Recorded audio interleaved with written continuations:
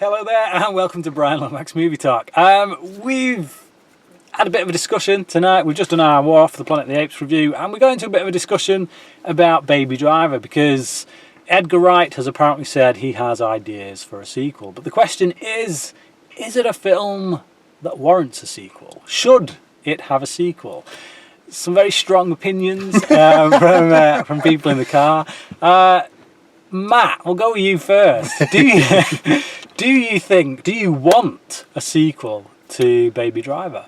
I think my heart maybe wants a sequel for Baby Driver just because I want to experience something like it again. But really, I felt like it was such a well-rounded film. The characters, their journey to me felt like it was complete. And I feel if we jump back in, even though the characters were brilliant, even though Edgar Wright was fantastic and the whole kind of setting and theme of the film was fantastic, I just don't see how it would work, and I feel like it would maybe take away from the first film if they decided that they would do a sequel.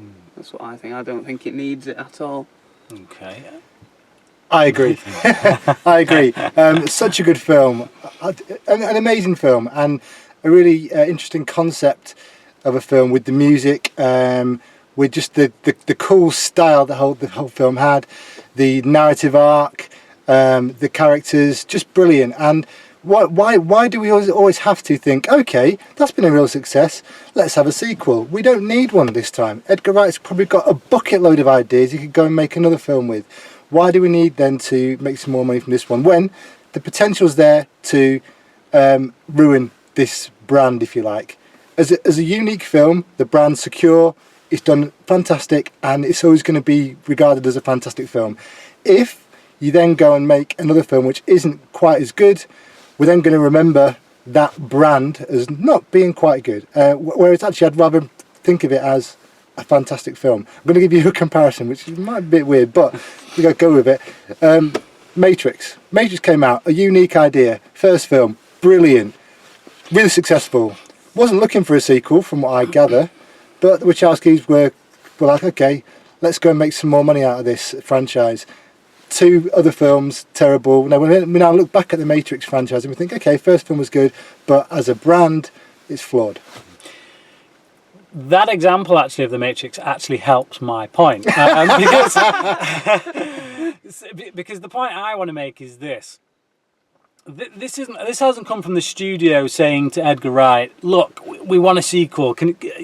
Although I'm sure they're doing that behind the scenes. It's not been like, we want a sequel. Can you give us a sequel? We'll throw money at you. Just do a sequel. This has been more of a kind of Christopher Nolan kind of decision about it, in the sense that this has come from Edgar Wright. Edgar Wright has just simply said, I've got ideas of where to take this, of where I want to take it, My problem with any kind of sequel, and this actually happened with The Matrix, is when a studio is really buzzing off the success of that original film, that they go to the filmmakers and they say, please, can you do some more? Have you got any more in you? And the filmmaker's like, well, we're not so sure, to be honest. We kind of told the story we want to tell. And then the studio throws a load of money at them and says, look, whatever you want, do it. And that's what they did with the Wachowskis. Those Matrix sequels were born out of the studio essentially throwing so much money at them that they had no choice but to just do it. And yeah, I agree with you completely. Those films suffered. But when you take someone like Christopher Nolan, who is a very single-minded person, only works from one film to the next, which is what Edgar Wright does. He doesn't have like 5 projects going on at once, like Ridley Scott, say. No, he works on one project at a time, and if he says he's got ideas for where he wants to take it, then I take that very seriously, and I'd want to see it. You look at the Dark Knight trilogy. Christopher Nolan always worked with a mindset of I do the one film, I put everything I've got into that one film, and if an idea comes to me afterwards, then I might investigate that. But I'm not just going to make a sequel blindly because the studio throws a load of money at me. So I do echo everything you two have just said, which is that it does often make me nervous when we get a sequel. But if we say don't do a sequel for fear, out of fear of ruining that first one, we'd have never got Aliens. We'd have never got The Dark Knight. We'd have never have got Terminator 2. So I get what you're saying. But that's just my thoughts on it. If this has come from Edgar Wright and not the studio, I'm willing to see where it goes. Okay, I'm going to tackle that argument a little. Do you mind if I just do that? Okay, Matt? Yeah. Okay, so first of all, Dark Knight, you've got a superhero franchise. Quite happy to have a sequel. You've got loads of supervillains that can go against, loads of things going on. Fair enough. Aliens, science fiction. You can quite easily fashion many different storylines from science fiction. You can go anywhere. Here you've got an original concept of a heist movie getaway driver. Fast and Furious. Multiple sequels. No. No, you can't compare it to Fast and Furious. Everyone's compared it to Fast and Furious. It's better than Fast and Furious, that's what undoubtedly. I mean. But it's still, you're still talking. Okay. Ocean's 11 sequels. You can do sequels in heist movies. You can, but not with this concept. Not with this concept of a guy who's got tinnitus and who is surrounded by music, and his whole life is played out through music. We're going to get another film where his life is played out through music, and Edgar Wright's going to have to then try and fashion new ways of doing that, which could fail. What's the point in risking it? I don't see the point. I don't think it's out of fear. I think it's out of sense. Again, like I say, if Edgar Wright is the one who's come to us and said, "I've got loads of ideas as to where I want to take this," then I trust in that. Like, I would be totally where you two are right now if he had come out and said, "Well, the studio have offered me a load of money for a sequel. I'm not too sure. I might think about it." Then I'd be worried. I'd be really worried. But at the moment, not so much. Of all of his films, the only film that could really have a sequel, I think, would be Hot Fuzz, because you've got two central characters who are still alive and could go anywhere and do anything.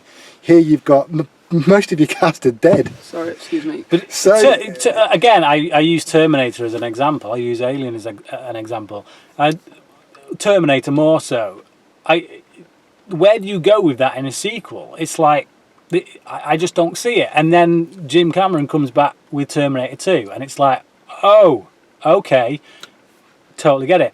I just think when you got someone as creative as Edgar Wright is, someone who's an auteur in that way, and he says he's got ideas, I'm willing to go along with those ideas. I would love to be proved wrong. I'd love to be proved wrong. Okay.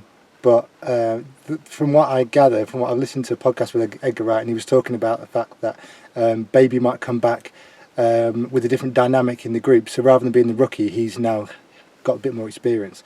Well, the whole charm of his character in that first film was the fact that he was a rookie. Yeah, okay, he was very cool rookie, seemed to actually know what he was doing for the first part of the film. Anyway, for him to come back as sort of this new experienced guy who's then going to maybe mentor somebody else, I don't know. I don't know. I think people grow, and I think if you tackle a character correctly, you do it in the right way, and you can go and you can see someone in a different light because they've grown. I think it can be done. But there you go. That's our discussion on that issue. Just before we finish, because now there's a big issue that we're all ignoring here. Now, spoiler alert from Baby Driver. I don't know why you're watching this video if you'd not seen Baby Driver in the first place. But what people might not realise is that he's actually deaf at the end of the film. Now, let's just explore this under 30 seconds. Come on, quick. Oh, Brian. Turn the keys over. Hey! What happens at the end of the film is... that was God's way of telling you this isn't an important... Brian. What was the main baddie called at the end? Buddy. Buddy says to him, "I'm going to take away from you the thing that you love most," and then shoots him twice beside each ear. Obviously that would be damaging to someone's ears. It's definitely his intention. His intention is because then he says you're not going to be able to hear her scream. And then we move forward and he's in the car and there's some music playing, and just like his deaf foster father did, he placed his hand on the speaker to begin, and then he started tapping along. He's obviously picked that up through genes or something, and then when he's in the Through jeans. Then when he's in the prison, never once does anyone ever say anything to him from behind or to the side. It's always in front of him, or when he's given the letter, someone touches him on the shoulder to get his attention. Why not, people of Brian Lomax Movie Talk? Does he not just say his name? I'll tell you why. Because he's deaf. And I wonder, how can you make a sequel to a film like Baby Driver when the main character is deaf? That's the angle, isn't it? How do you make it? That's the angle. But the music. But anyway, come back to your point, Matt. He's not deaf because because for us throughout the whole film, we're hearing the music from his point of view. So when his iPod's gets messed up or is broken, the music then gets distorted for us as well. Okay, so that kind of it's all diegetic sound rather than non-diegetic sound. So, but at the end, when we hear this kind of muffled noise of his mum's track playing in the car, it's muffled, but we can hear it. And then he puts his hand on the speaker and he can hear it with a bit more clarity. That tells me that he may be partially deaf or has some sort of hearing impairment, but he isn't completely deaf. I side with that theory, but I do think it's open for discussion. That was a bit of a sidetrack to the issue we were actually talking about, but hey-ho. Yeah. Here's a question for you guys out there. What are your thoughts on a sequel to Baby Driver? Do you want it? Do you think it should be done with Edgar Wright behind the wheel of the car, so to speak? Do you have enough faith in him that he could produce a sequel that is up to the level of the original? Comment below, let us know, and until next time, cracking. Oh, I missed it.